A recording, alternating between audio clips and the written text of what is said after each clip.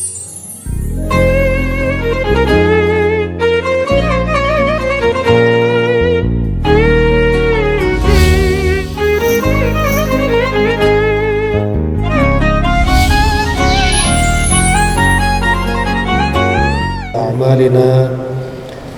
من يهد الله فلا مضل له ومن يضلل فلا هادي له أشهد أن لا إله إلا الله وحده لا شريك له وأشهد أن محمدا عبده ورسوله لا نبي بعده اللهم صل وسلم وبارك على حبيبنا وشفيعنا وقرة أعيننا سيدنا ومولانا محمد وعلى آله وصحبه أجمعين أما بعد قال الله تعالى في كتابه الكريم أعوذ بالله من الشيطان الرجيم ولا تقولوا لمن يقتل في سبيل الله أموات بل أحياء ولكن لا تشعرون ولنبلونكم بشيء من الخوف والجوع ونقص من الأموال والأنفس والثمرات وبشر الصابرين الذين إذا أصابتهم مصيبة قالوا إنا لله وإنا إليه راجعون أولئك عليهم صلوات من ربهم ورحمة وأولئك هم المهتدون وفي آية أخرى سورة آل عمران الآية 106 أو 168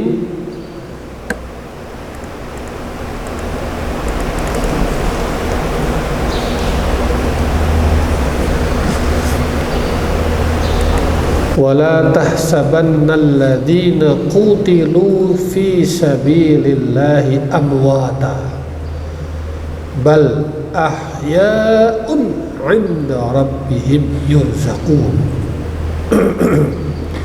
فرحين بما آتاهم الله من فضله ويستبشرون بالذين لم يلحقوا بهم من خلفهم ألا خوف عليهم ولا هم يحزنون يستبشرون بنعمة من الله وفضل وأن الله لا يضيع أجر المؤمنين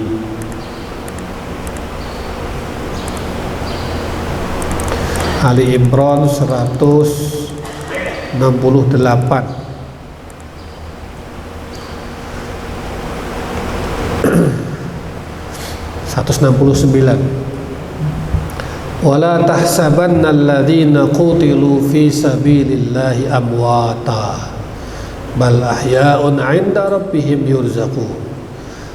Di Al-Baqarah 154 wala taqulu liman yuqtalu fi sabilillahi amwat bal ahya'un walakin la tash'urun.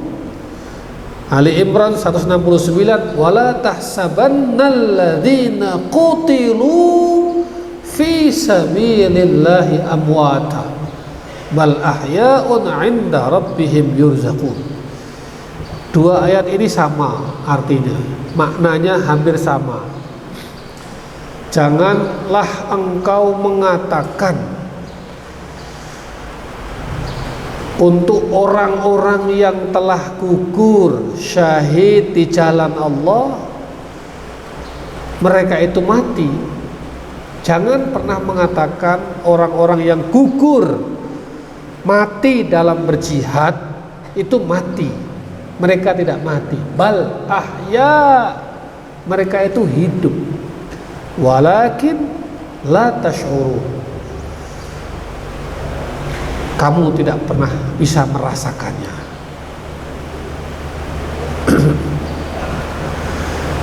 Dijelaskan oleh ayat 169, wala tahsabanna alladzina qutilu fi sabilillahi amwata, jangan kau kira, jangan kau duga bahwa orang-orang yang mati dalam jihad fi sabilillah mereka mati. Bal ahya, tapi mereka hidup. Inda rabbihim, mereka hidup bersama dengan Tuhannya. Mereka hidup di dalam naungan Tuhannya. Yurzaqun, dan mereka diberi rizki oleh Tuhannya. Antum al-an ahya, kita ini semua hidup. Yurzaqun, antum turzaqun, wa nahnu nurzaqun, nahnu, kita semua ini diberi rizki oleh Allah karena kita hidup. Mereka yang telah gugur itu pada hakikatnya mereka hidup di sisi Tuhannya, dan mereka sama seperti kita diberi rizki.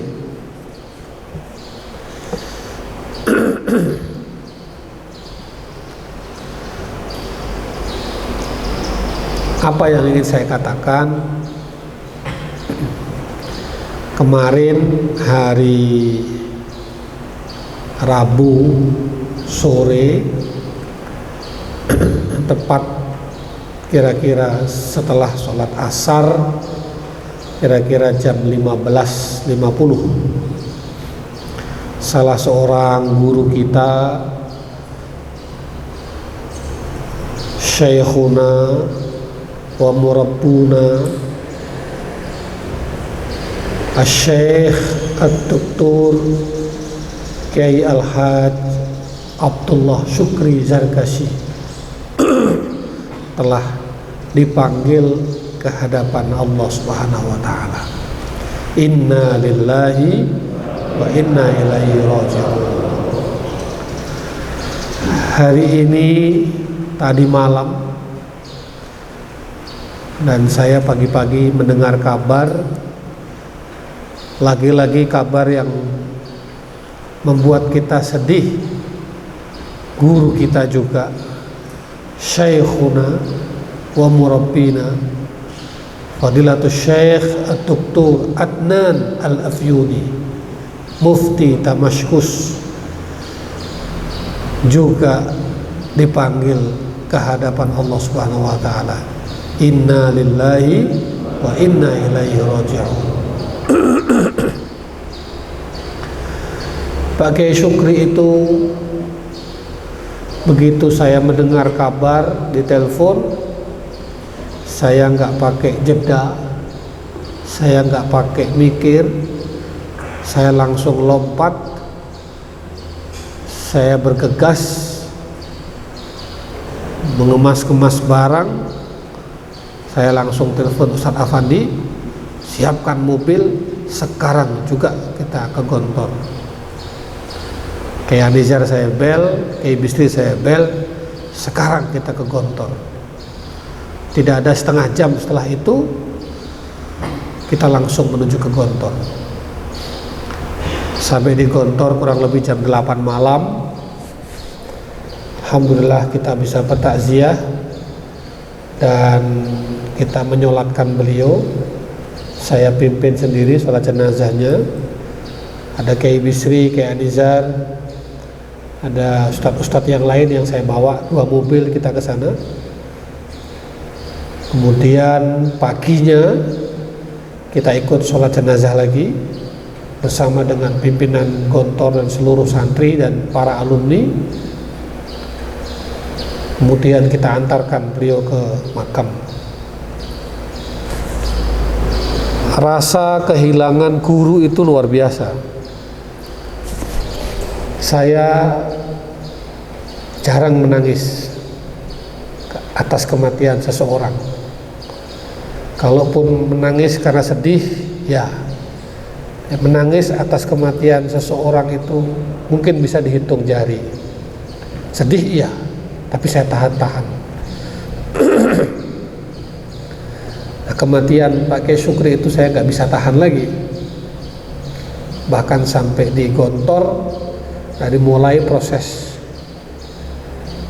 sholat jenazah, mendengarkan sambutan perpisahan dari ayahanda Kiai Haji Hasan Abdullah Sahal, sampai mengantarkan ke makamnya persis di depan liang lahat beliau. Itu air mata ini terus deras sekali mengalir. Dan bukan cuma saya, ribuan alumni yang datang memadati itu semua saya lihat hampir sama. Saya mau cerita sedikit. Kiai Sukri itu bukan sekedar guru atau kiai, tetapi beliau sudah seperti bapak saya, ayah saya. Kasih sayangnya, perhatiannya, bahkan bimbingannya, arahannya tidak pernah putus. Kami pimpinan pondok ini bersyukur betul. Sebelum beliau sakit tahun 2012, setelah meresmikan masjid ini, beliau datang 2 kali ke sini. Datang pertama adalah peletakan batu pertama masjid, belum ada apa-apa.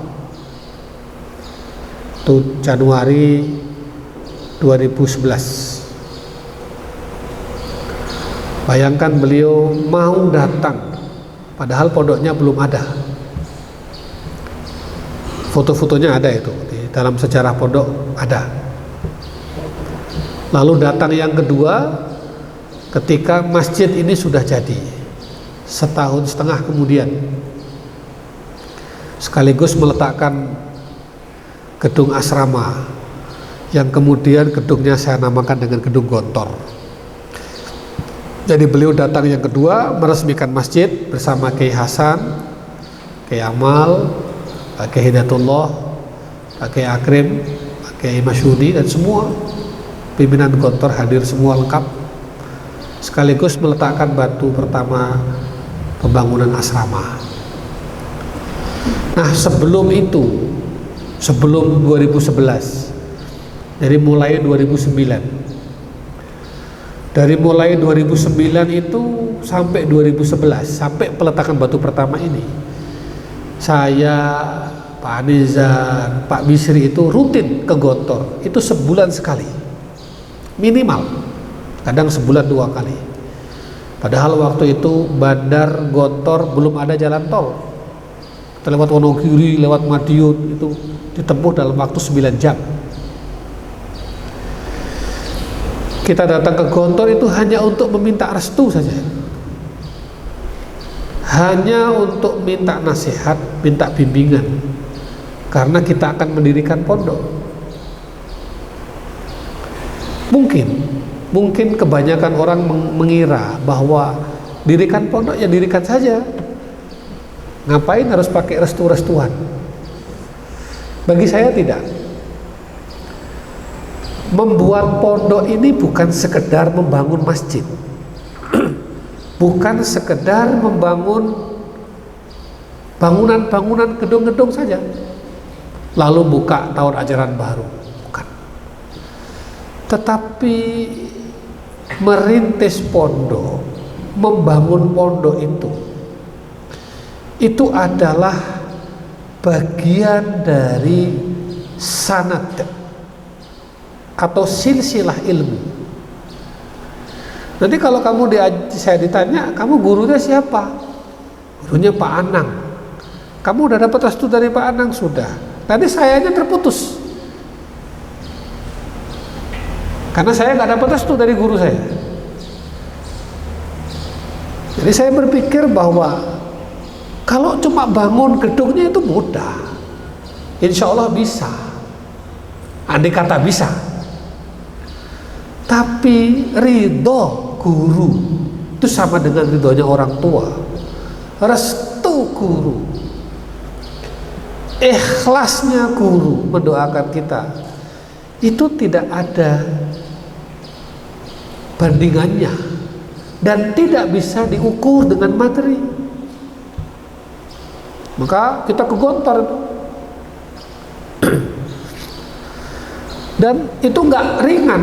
Ke Gontor itu diuji dulu oleh Pak Kiai Syukri, diuji dulu. Kadang-kadang beliau uji kita, mau apa? Mau takdim Ustaz? Dah, besok kita pulang lagi. 2 minggu lagi datang lagi ke sana lagi. Dan datang itu nungguin beliau. Pernah suatu ketika saya nungguin beliau di teras rumah beliau itu, karena disuruh tunggu sebentar. Itu dari jam 7 pagi sampai jam 5 sore. Nunggu di situ dan kita nggak berani keluar, nggak berani meninggalkan tempat itu. Disuruh nunggu ya nunggu. Bagi kita perut lapar, nggak makan, biar aja. Ridho guru itu penting. Disuruh nunggu kok. Kita ada minuman mineral tuh minum, ya kan? Haus lagi minum lagi. Udah, yang ada di depan itu air mineral tuh. Saya, Pak Nizar, Pak Bisri, Pak Hoyong waktu itu sampai beliau sore datang lagi. Loh, masih di sini? Ya Ustaz. Ya. Terus saya dikasih. Nanti saya nggak ceritakan di sini. Saya dikasih amalan sama beliau. Ya, kamu baca ini, kamu lakukan ini, insya Allah. Dah, sana pulang. Cuma begitu aja. Pulang kita. Datang lagi ke sana bulan depan. Ditanya sama beliau, kamu suka pondok apa suka punya pondok? Wah, kalau sama Pak Kiai Syukri nggak boleh salah kalau jawab. Saya jawab spontan, suka pondok. Betul, begitu beliau. Apa bedanya suka pondok dengan suka punya pondok? Kalau suka punya pondok, suka punya, bangun pondok, kemudian dia nggak mikir, dia nggak sibuk, dia nggak tinggal di situ, ya suka punya aja. Suka dukanya dia nggak tahu, suka dukanya santri dia nggak tahu, itu suka punya. Apalagi bangun pondok, terus dianya sibuk di luar, terus kamu panggil orang untuk mimpin pondok, ngebon orang untuk pimpin pondok, itu namanya suka punya pondok. Tapi kalau suka pondok, kamu suka pondok berarti kamu yang memikirkan, kamu yang merancang, kamu yang bangun pondok, kamu yang mendidik santri, kamu yang asuh santri. Suka dukanya kamu merasakan, hidupmu di situ, matimu di situ. Namanya suka. Kita kan kalau suka sesuatu kan hobi itu terus, tidak mau dilepaskan. Itu namanya suka pondok. Ya sudah, itu aja pelajarannya. Pulang. Bayangkan dari Gontor, dari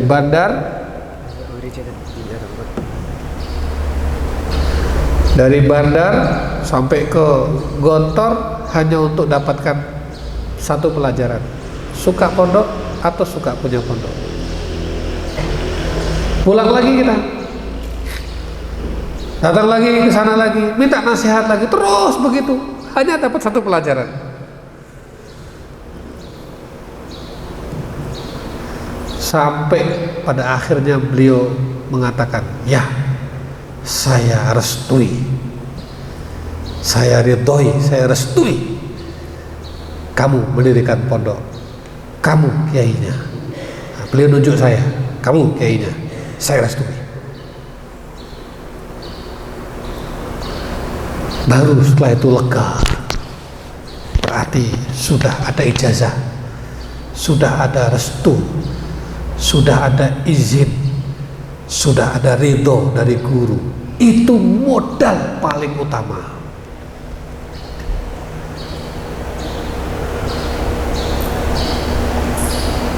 Maka dengan Kiai Syukri itu semakin intens. Setelah itu kita datang ke sana, diajak makan. Sini makan. Wah, di meja makan tuh bisa 2 jam 3 jam ngobrol itu. Kalau dulu itu cuma sedikit-sedikit tik, sudah pulang, tik pulang. Pada akhirnya akhir-akhir itu kemudian, jangan pulang dulu, duduk sini, duduk. Saya mau ngomong 3 jam dengarkan kuliah. Bagaimana mengelola pondok, bagaimana memimpin pondok, bagaimana mengatur santri, mengatur guru-gurunya, apa landasannya, apa falsafahnya, apa tantangannya. Mimpin pondok itu otakmu kuat, tenagamu harus kuat, dan yang paling penting hatimu harus kuat. Mimpin pondok itu, apalagi pondok-pondok baru, isinya susah semua, kata Kiai Syukri. Kalau kamu nggak kuat pikiranmu, nggak kuat tenagamu, nggak kuat hatimu, rada di pondokmu. Itu nasihat itu terus.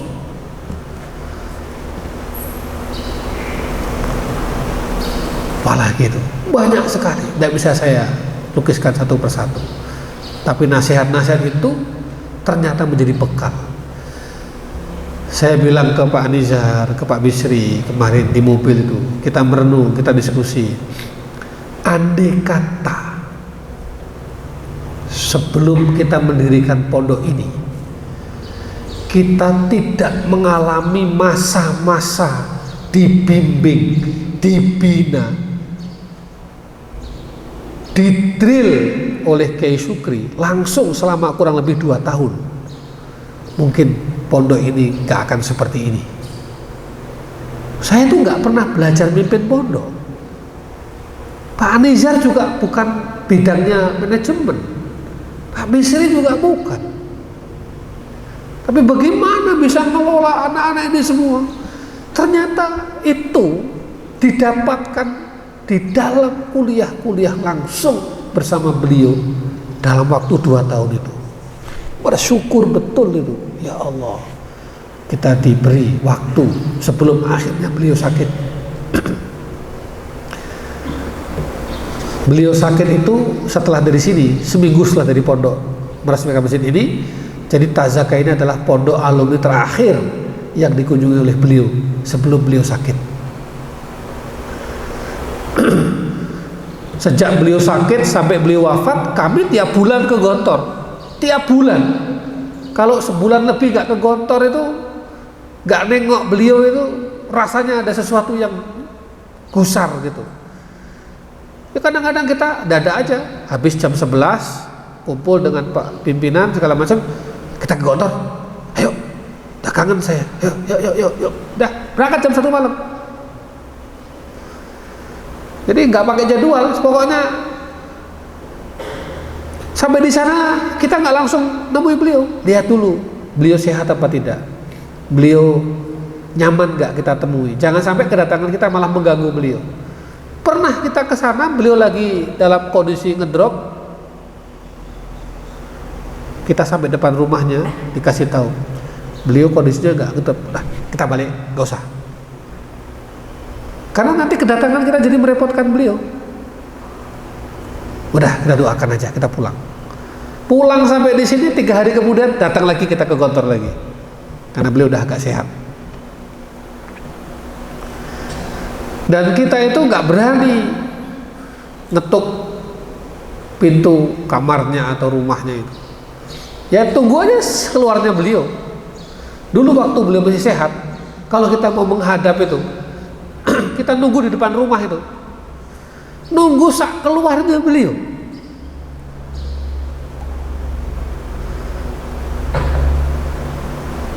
Begitu beliau keluar, duduk di meja kerja, kita lihat, baru kita assalamualaikum Ustadz. Waalaikumsalam. Kalau beliau itu masih sibuk gini-gini, udah kita mundur lagi. Tapi kalau beliau waalaikumsalam warahmatullahi wabarakatuh, ya duduk, baru kita duduk.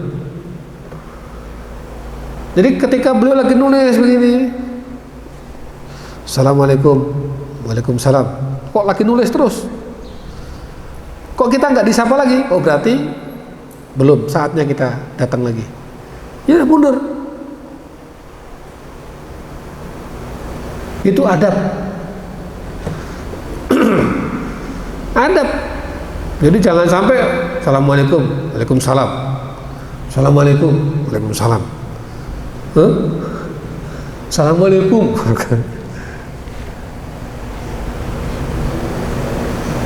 Ya udah kita mundur pelan. Beliau selesai nulis, selesai ngisi atau selesai sibuk, lihat kita, kok nggak dipanggil, ya sudah. Berarti belum diperkenankan untuk bertemu. Kan beliau udah tahu kalau kita ada di sana. Ya sudah, ikhlas saja. Ya. Jadi jangan sampai memaksakan diri, itu adab. Nah, begitu beliau, sini, nah, baru makan itu, makan. Beliau belum ngambil ya kita nggak berani mulai lah, nggak berani kita mulai. Kalau beliau sudah tetap ngambil mulai, baru kita makan.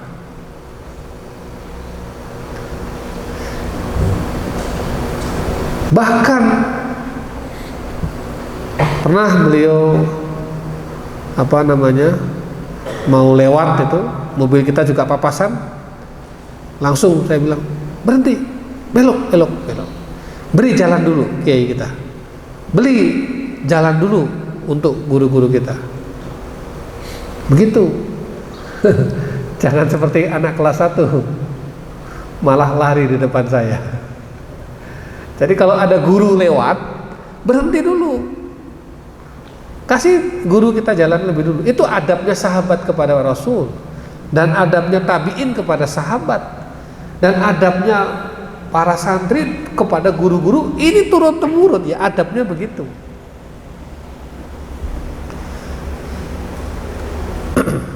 Pernah suatu malam saya jam 3 itu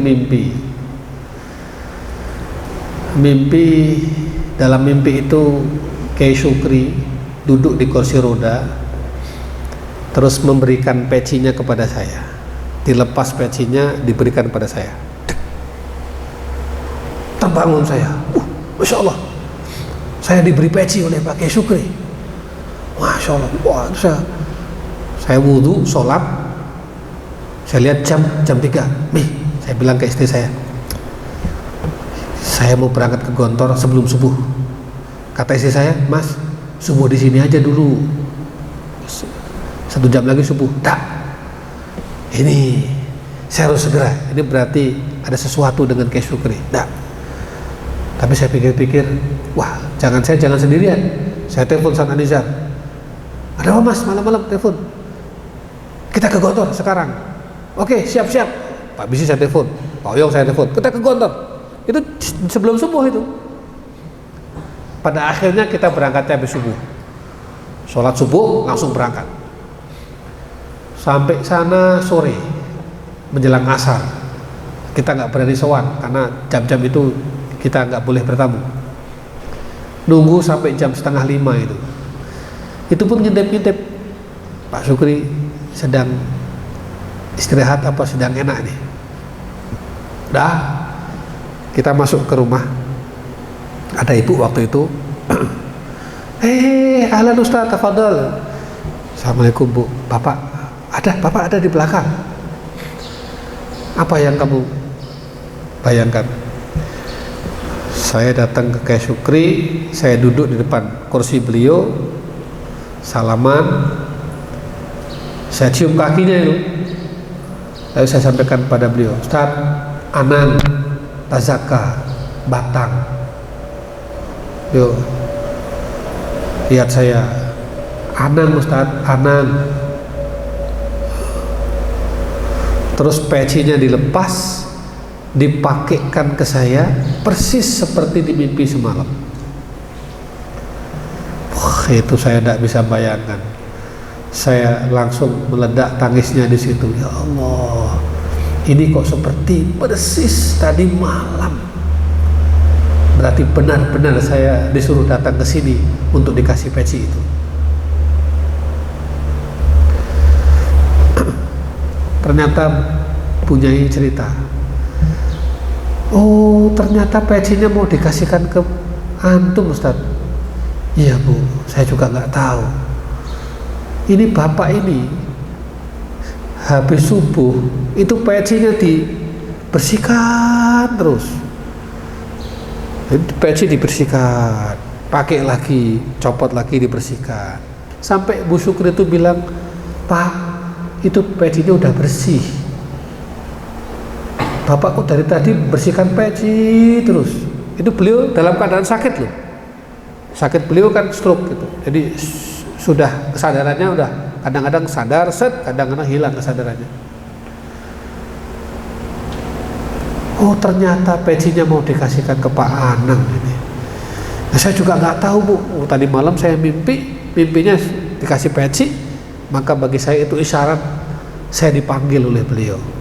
Saya tuh nggak pakai jeda, bahkan harusnya saya berangkat sebelum subuh, tapi karena akhirnya saya ngajak Pak Nizar, Pak Bisri, Pak Oyong dan full tim, akhirnya berangkat habis subuh. Itu pernah terjadi seperti itu. Sama dengan Syekh Rajab. Syekh Rajab itu 3 hari sebelum wafatnya, saya bertemu dengan Syekh Rajab. Syekh Rajab berdiri di lapangan di sana, kemudian tangan saya dipegang erat sambil tangannya menunjuk ke arah sini, ke arah TPQ itu, MI itu. Satakunu hadhil aradi laka, tunjuk saya. Satakunu itu, Masya Allah, insya Allah tanah ini akan menjadi milikmu, milik pondok. Tanah ini akan jadi milikmu, milik pondok. Waktu itu belum milik pondok. Saya terbangun, Masya Allah. Saya langsung sholat, saya zikir, saya bacakan Fatihah, sholawat, saya kirimkan ke beliau. Jam 9 pagi, berarti jam 9 pagi itu sama dengan di Suriah, di Damaskus jam 4, jam 5. Saya Umar nelpon saya. Assalamualaikum Rizza. Waalaikumsalam warahmatullahi wabarakatuh. Fadhi anta? Ana Fadhi, taban. Syekh Aiz kalimak. Ini Syekh pengen bicara sama kamu. Fadal. Dikasihkanlah teleponnya kepada Syekh Rajab. Itu Syekh Rajab di atas kasur menjelang wafatnya, 3 hari sebelum wafat. Apa kata beliau? Rizza ibni, wallahi ana hadhihi al-lailah la ad'u illa laka, la ad'u illa laka, ana ad'u tul al-lail ba'da al-isha hatta al-fajr la anam faqad at'ullaha laka, at'ullaha laka, at'ullaha laka, at'ullaha laka, mafi ghair. Saya terharu betul. Dari habis isya sampai subuh beliau nggak tidur, itu hanya untuk mendoakan saya.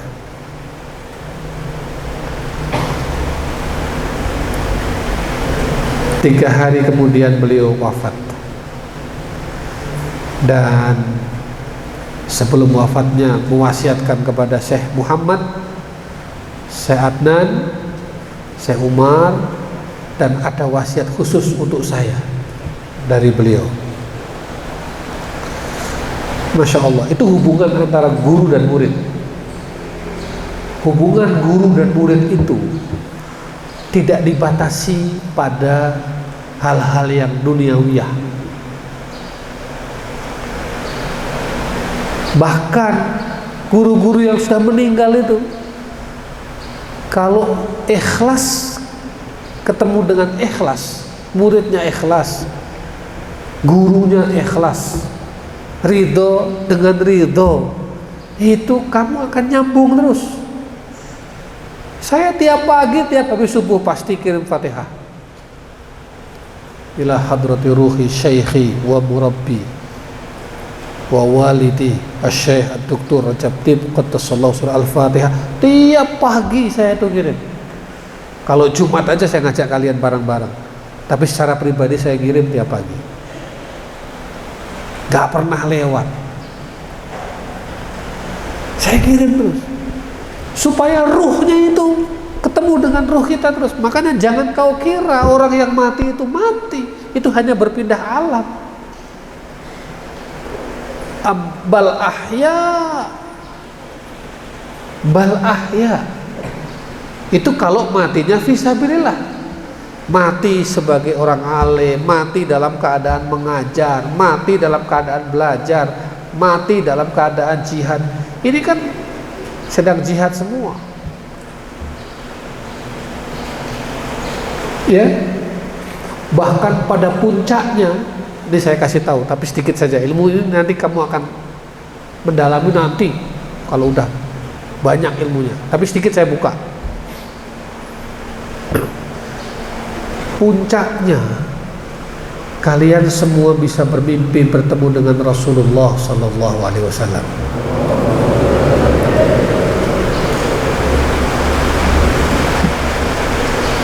Apa kata Rasulullah?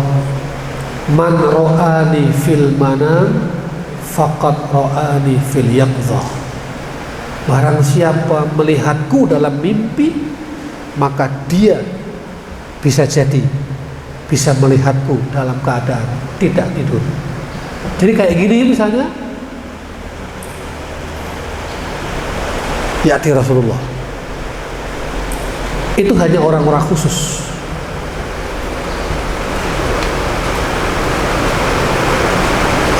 Rasul ya'ti ilaika yubashiruka yu'allimuka au anta ta'ti ilaihi. Mafhum?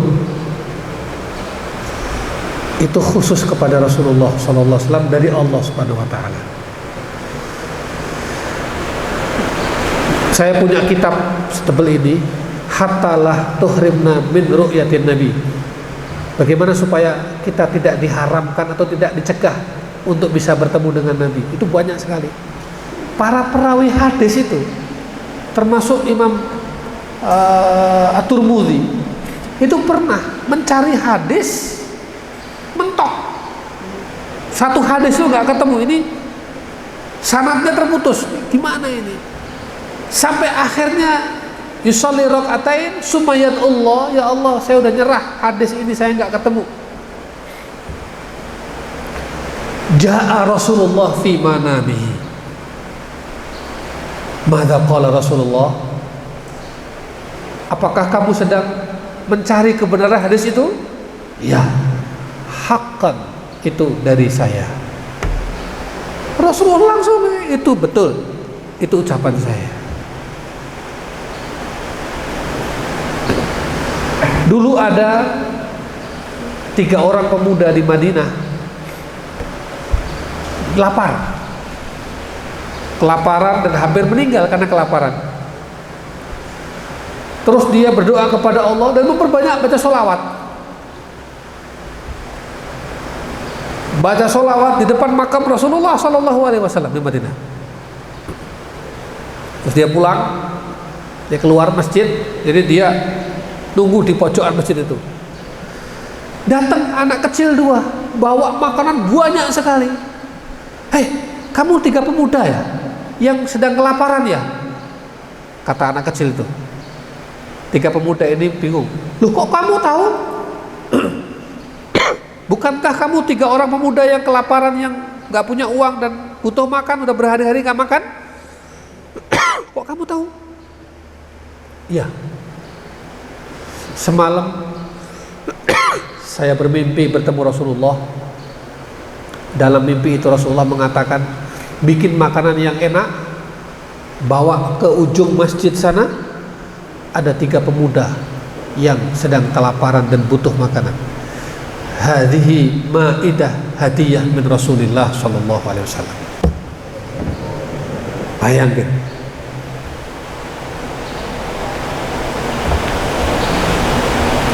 Syekh Rajab itu sejak pertama ketemu kita dan berkali-kali kesini tiap tahun, kadang setahun 2 kali kesini, daiman huwa yaltaqi ma Rasulullah fi manamihi wa yatlubul idzn.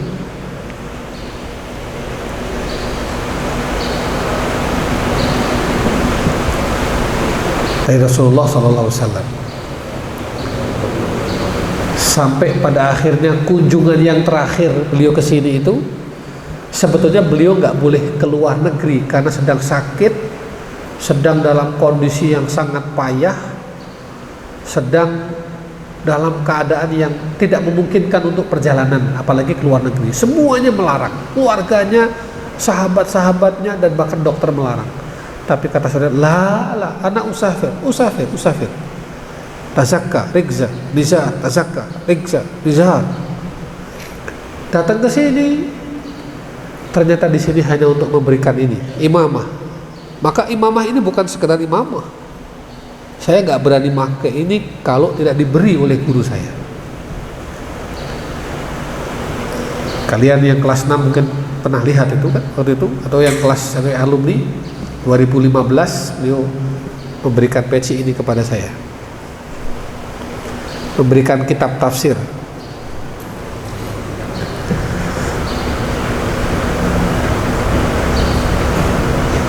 Di kantor kita semuanya menangis. Syekh Mahmud, Syekh Rajab, Syekh Umar, saya dipeluk. Ya Allah, kamu tahu nggak, murid-murid Syekh Rajab di seluruh dunia mengharapkan mendapatkan ini, mereka nggak diberi, kamu diberi. Masya Allah, hadza min fadli Rabbi. Dan Syekh Rajab bertanya oleh Syekh Mahmud. Syekh Rajab bilang begini, attaitul amanah, attaitul amanah, attaitul amanah. Ya Mahmud, ya Umar, lan ati ila Indonesia ba'da hadhil marrah abadan. Anta Mahmud, anta ya Umar, wa abuk. Abu berarti bapaknya Syekh Umar, Syekh Muhammad Rajab itu, berarti anaknya Syekh Rajab. Wa abuk tastamir fi ziyarah ila Indonesia wa bil khusus ila Ma'had Tazakka. Syekh Mahmud tanya, al-amanah min aina ya syekhi? Dapat amanah dari mana? Ataitul amanah min Rasulillah sallallahu alaihi wasallam. Jadi beliau mendapat izin dari Rasulullah untuk memberikan izin kepada saya untuk meneruskan perjuangan di pondok ini. Sejak saat itu saya semakin yakin bahwa yang kita kerjakan di pondok ini, mendidik kamu, berarti muwaffaq min indillah wa muwaffaq min Rasulillah sallallahu alaihi wasallam. Maka saya nggak main-main, habis itu buas totalitas tenang. Ini amanah dari Rasulullah langsung melalui Syekh Rajab yang berkali-kali minta izin, tidak diberi izin, tapi 2015 beliau memberikan izin. Tentu pada saatnya saya akan berikan izin pada orang-orang yang memang nanti akan ada supaya silsilahnya nyambung. Pada saatnya akan saya beri izin, entah siapa, entah alumni sekarang, alumni kemarin, atau alumni besok, wallahu a'lam, kita nggak tahu. Supaya sanadnya itu nyambung kepada Rasulullah Shallallahu Alaihi Wasallam. Mafhum kan? Itu adab. Makanya kayak kelas 6, kalau kiai guru itu datang itu udah rapi. Kalau nggak rapi itu ghairu muadab, su'ul adab. Sekali kamu su'ul adab kepada guru,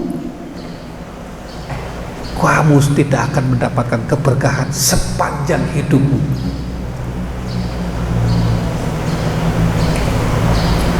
Kalau saya ngomong begini bukan berarti saya minta dihormati, bukan. Tapi kasihan sama kalian. Nanti kamu akan menemui guru yang lain. Bisa jadi setelah dari sini kamu akan ketemu guru lagi, akan ketemu syekh yang lain lagi. Kamu akan kuliah, kamu akan belajar, kamu akan ngaji kepada guru-gurumu setelah saya di sini. Iya toh? Kalau saya tidak mendidik adab, saya tidak mendidik cara kamu beretika kepada guru, maka su'ul adabmu akan terus kepada guru-gurumu. Kamu tidak akan dapatkan keberkahan itu. Itu. Jadi saya kasihan kalau, maka saya marah betul itu supaya kamu ngerti,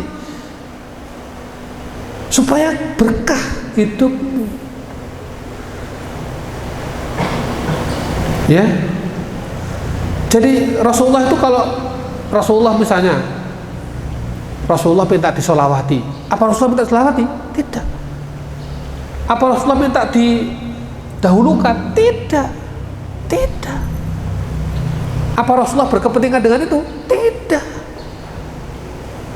Tapi Rasulullah mengajarkan adab kepada sahabatnya supaya sahabatnya dapat syafaatnya. Karena Allah menjamin kepada Rasulullah, Muhammad, kamu tak kasih spesialisasi, kamu tak kasih kekhususan. Apa? Di hari kiamat kamu bisa memberi syafaat kepada umatmu. Itu berarti sesuatu yang diberikan Allah kepada Rasulullah. Lah Rasulullah mikir, jangan sampai saya punya kelebihan kekhususan, sahabatku nggak dapat gara-gara su'ul adab sama aku. Jadi Rasulullah ketika mengajarkan adab itu bukan menghormati Muhammad sebagai pribadi, tapi menghormati seorang Rasul. Nabi sedang mengajarkan kepada umatnya bagaimana umat itu menghargai dan beradab kepada Nabi dan Rasulnya. Sama ketika Imam Nawawi, Imam Syafi'i ngajari murid-muridnya, apa beliau minta dihormati? Apa gila hormat? Apa beliau itu minta disubyah-subyah, minta diagung-agungkan? Tidak. Itu mengajarkan kepada muridnya, kalau kamu nggak begini, kamu nggak dapat berkah, hilang semua keberkahanmu. Itu wasiatnya Rasulullah.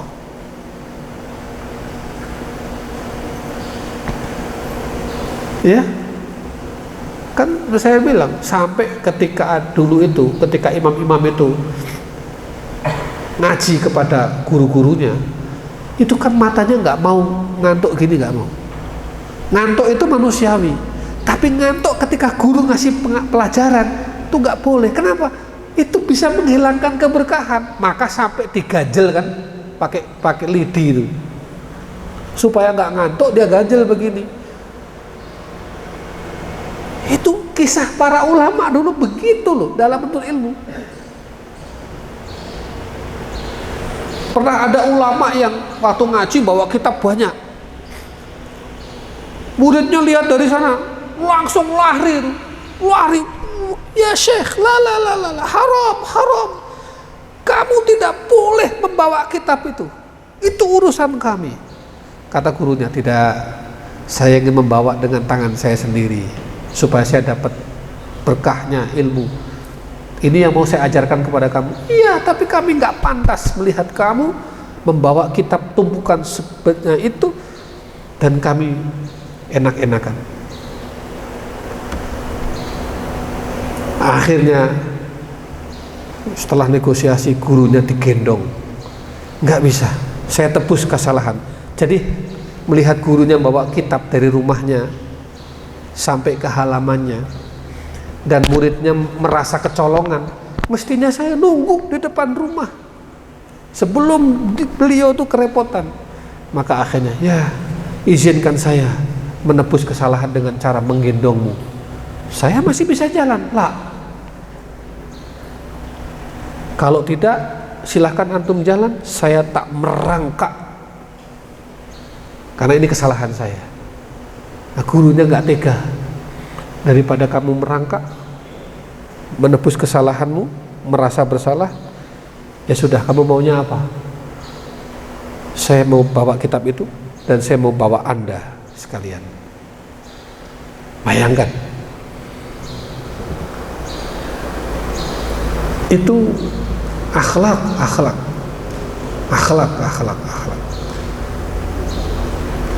Dan itu tidak ada, kamu tidak akan dapati di pelajaran manapun kecuali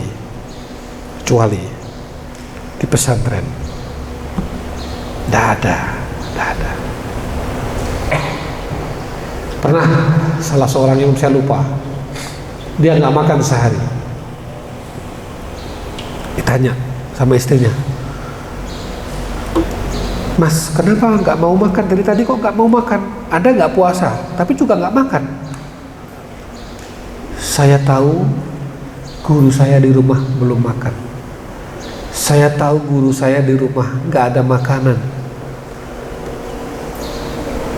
Kata istrinya, kan nggak tahu. Makan aja di sini. Toh gurumu nggak tahu kok kalau kamu makan di sini. Nggak bisa. Hati saya, ruh saya nggak bisa melakukan itu. Bagaimana saya bisa makan kenyang sementara guru yang memberi saya ilmu, yang mengajarkan saya, dia dalam keadaan lapar? Kalau saya sudah dapat informasi bahwa guruku sudah makan, baru saya akan makan. Itu. Jadi kalau orang tua itu yang melahirkanmu dan membesarkanmu, hubungannya biologis. Tapi gurumu adalah yang mengenalkanmu pada Tuhanmu. Gurumu adalah yang mengenalkanmu pada Rasulmu. Gurumu adalah yang mengenalkanmu pada surgamu. Gurumu yang menyelamatkanmu dunia dan akhirat. Kamu tahu Quran, tafsir, hadis dari siapa? Kalau bukan dari guru. Kamu tahu akhirat begini begitu dari mana? Kalau bukan dari gurumu. Kamu tahu adab seperti ini dari mana? Kalau bukan dari gurumu. Mafhum? Maka jangan remehkan guru itu.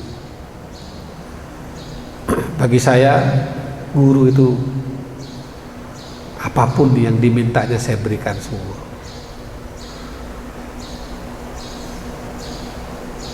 Saya nggak usah cerita, banyak lah.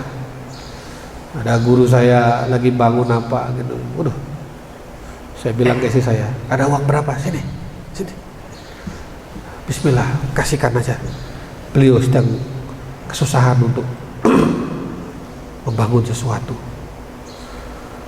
Saya bilang ke istri saya, udah berkah. Ini kepentinganku. Aku tahu begini itu gara-gara beliau itu. Jangan sampai beliau berpikir sendiri. Itu yang aku lakukan kepada guru-guru saya, Rojab, saya Adnan, Kiai Syukri. Dua panggilan yang saya nggak bisa tolak. Satu panggilan orang tua, dua panggilan guru. Jadi pernah saya dipanggil oleh Pak Kiai Amal pada saya lagi acara di Jakarta. Kamu bisa ke Gontor besok? Waduh, siap. Ya sudah, saya tunggu. Saya nggak akan bilang, waduh Pak Kiai Anu gini. Siap, udah ada urusan saya. Maka udah saya selesaikan pekerjaan gini, saya bilang saya harus ke Gontor. Guruku memanggil. Nanti kalau sempat saya kembali lagi ke Jakarta lagi. Gak bisa saya tolak itu, gak bisa saya tolak. Kalau sudah panggilan guru, apapun saya lakukan. Merangkak juga harus tak lakoni. Andai kata harus merangkak, saya akan lakukan itu dengan cara merangkak. Mafhum? Ada min babil adab. Ini adalah pelajaran tentang adab, tentang guru-guru kita. Mari kita bacakan Al-Fatihah. Mari kita bacakan Al-Fatihah. Pertama untuk guru kita, Ayahanda Kiai Haji Abdullah Syukri Sarkasi, dan mudah-mudahan Allah mengampuni dosa-dosanya dan menerima seluruh amal solehnya. Ala hadiniyah wa likulnatis salihah. Al-Fatihah. A'udzubillahi minasyaitonir rajim. Bismillahirrahmanirrahim.